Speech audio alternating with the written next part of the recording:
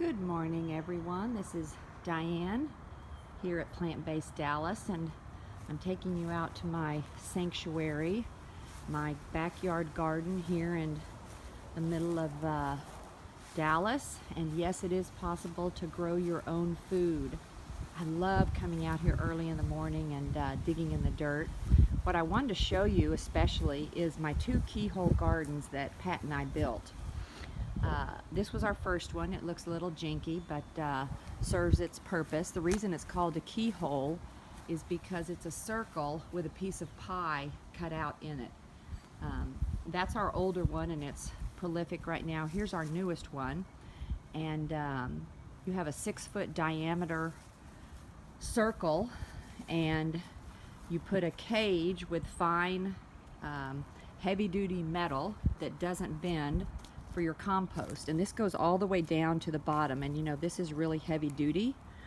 So as you put the compost in, it breaks down and feeds all the plants that are growing in it, so you have a constant source of food. The dirt does sink down. I just put dirt in this and filled this up. This is a brand new garden for us, and it's going to sink a lot over the next few months because the bottom 3/4 of this is filled with cardboard, newspaper, leaves, and only about, I'd say 8 to 12 inches of the top of it is compost. So I've got some pickling cucumbers growing right here, and once they get big, I can let them grow outside of the garden and flow down onto the wall, so I won't give up space there. Also got some sort of pepper plants right there. I've got a piece of my celery that I cut off and grew myself from a bottom root of a celery. And I've got seeds of radishes that I just planted the other day. But what I want to show you is some of the neat things about gardening. Okay, this used to be my compost pile area over here. And this is where I got all these volunteer strawberry plants pop up because I threw some strawberries into the garden and they created plants. Look at this, strawberries, and I will transplant these over here and take them to a better sunny part of my garden. Just haven't had time. So look at all those millions, well, maybe not millions, but plants. Those are cilantro plants that seeded themselves. More strawberries, and look at all these strawberry plants. Happy to share them with anybody. Happy to share any kind of plants. There's a parsley plant that came up. And when you do a garden, the birds and the wind help you reseed everything. Here is a compost pile, and there is some bell pepper plants that came up because I throw the seed pods into my compost.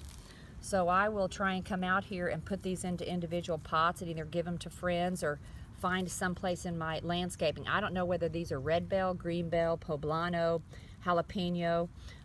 Really can't tell what kind of pepper they are until they start to grow. What else do I have back here? Another neat thing is this used to be a collard green plant, but I'm gonna let it go to seed. And as these seed pods gets bigger and bigger and dry up, I will take the seeds out of them and then plant them, so I don't ever have to buy new seeds if you let one of your plants go to seed. Same with this celery plant. See how it's grown up, and it's going to have the flowers, and these flowers will then go to seed, and then I'll save the celery seeds, use them in cooking, dry them out, and then use some of them to plant as new celery plants. So here's my strawberry patch. I transplanted them from over here in the garden, which is a shady part of the compost, and I've moved them over here to a sunnier part. And look, y'all, these are all free strawberries that I got just because I composted. Look at this big, beautiful thing. Whoops, there's a snail feeding on it. Got to get him up and away from the ground so that the snails can't get him. I'm going to do that to this one too. I sort of twist them around and leave them hanging higher. It's a little bit tougher for the snails to get to them if they're higher in the air. Okay, so there's my strawberry patch, and you can see that I've got lots of berries. Usually in season, I've got to come out here every other day to harvest because they become ripe so quickly.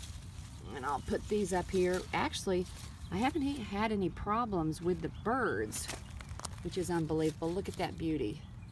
In fact, I am not going to waste that one. Pick that and eat that right now. Here's another neat thing about the garden. If you let your onion sets go to seed, this is going to become a beautiful big flower. And then after the flower dies, each of those little flowers is going to become a seed. So that has literally hundreds of seeds on there. And sometimes I'll take those seeds and just throw them in the garden. And as you can see, that's why I have leeks and garlics and onions all over the garden, these long skinny things, because I just throw the seeds everywhere. Okay, this is another fun thing that I did. I'm going to take you over to the bean area. You know, I've never seen seeds packets for black beans, so I went into my pantry and I took some organic dried black beans that I used to cook with, and I came out here and planted them in the garden. Y'all, look at this. It made black bean things. I don't have any seed pods on them yet, but maybe here in a few more weeks. Wait, there's some flowers right here, so I will be getting some green black bean seed pods. I have no idea what they're going to look like, but again, I just took my organic dried beans and planted them. Here's a stevia plant. That is a natural sweetener. If you taste those leaves, very, very sweet. Use that in teas and beverages. And let's see what else I have. Oh, another great thing, tomatilla plants. Uh-oh, what happened here? Tomatilla plants I have all over our landscaping because the birds and the wind carry those everywhere. So that's a tomatilla plant. All those flowers will turn into the little dried pods that have the tomatilla fruit inside of it. If I see any, it's a little bit early to get the fruit yet. Now, and back here, I had volunteer blackberries come up. These are way outside of the blackberry patch on the other side of the house.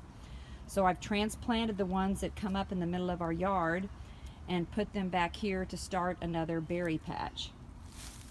Those are blackberries. Alrighty, I like to keep my herbs contained because they do spread. So I've got this plastic ring that is oregano in there, and oregano spreads like wildflower, so I had to contain it. That's sage right there.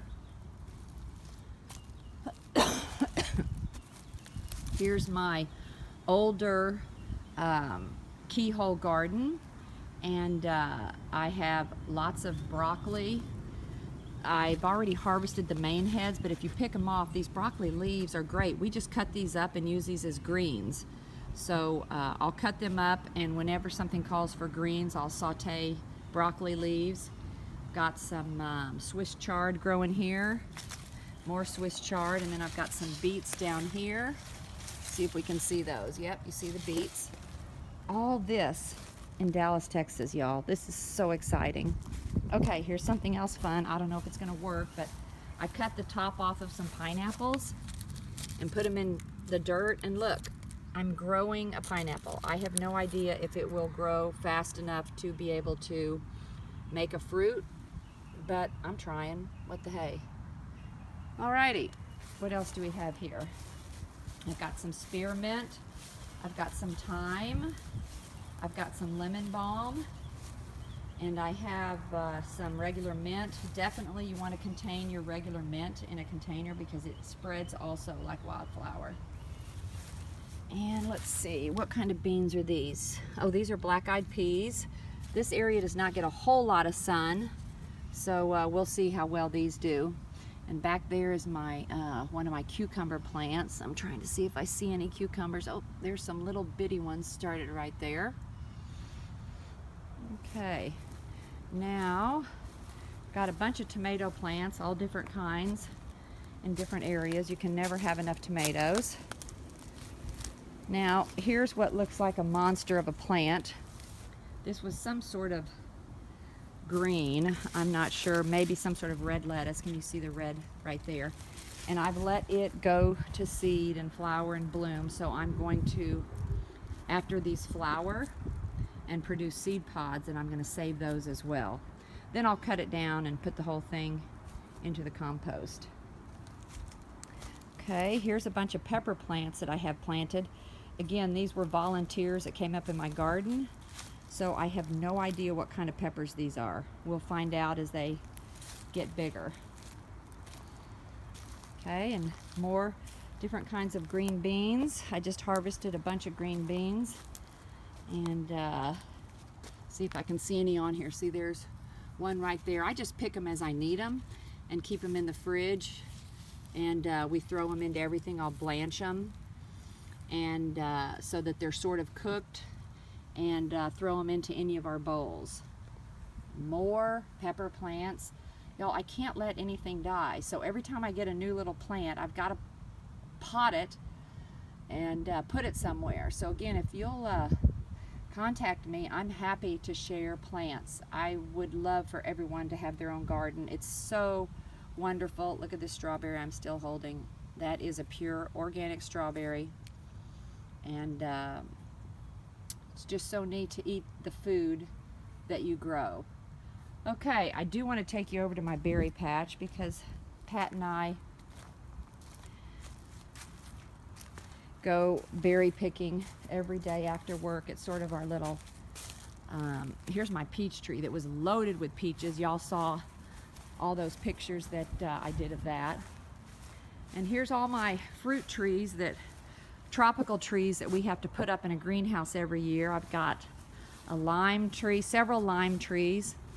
I've got this guava bush, and here's a few of the guava fruit on it. We'll see how many I actually get. More lime trees. You can see the limes. And avocado and mango trees that seeds have germinated and I can't throw away. More limes. And here is I believe a cantaloupe bush that has come out of this pot that has the lemon tree in it. So that's just from a seed from a piece of compost. I didn't plant that cantaloupe plant. And here is a bay tree, which I eventually hope to get into the ground. These are bay leaves that you use in spices that I cut a cutting off of a friend's bay tree, and now I've got my own bay tree. Okay, I want to show you, here's another avocado. I still have not gotten any avocados yet, but I'm hopeful. I want to show you the mango tree though. Okay, y'all look, I actually have some mangoes there, and I have some mangoes here. Have no idea, I'll have to support this as they get big, and I have some mangoes here. I don't know how many I'll actually end up with, but again, we can be hopeful. Alrighty, so this is the rest of my, here is another citrus tree. Which one is this? This is a clementine, and I get a bunch of clementines, but we've already eaten them and it'll go through blooming again, but it's got a volunteer cucumber plant that came up in it, so I set a cage there to harvest the cucumbers out of that. Okay, so I want to take you around to my berry patch. This is a blackberry patch that we keep on the west side of our house, and I prune it every year and tie the stakes up. It's a lot more manageable because they have thorns in them, and if you don't organize them and keep them tied up, it's hard to harvest all the berries. Okay, there's my berry patch. Can y'all see the berries? You can see the black ones. They're everywhere. Everywhere. So what I've done is, if you can see, I've tied up, I've got 2 rows, and I try and tie the bushes to the wire and try and keep them. That way I can come down the middle right here. I can come down the middle and work on both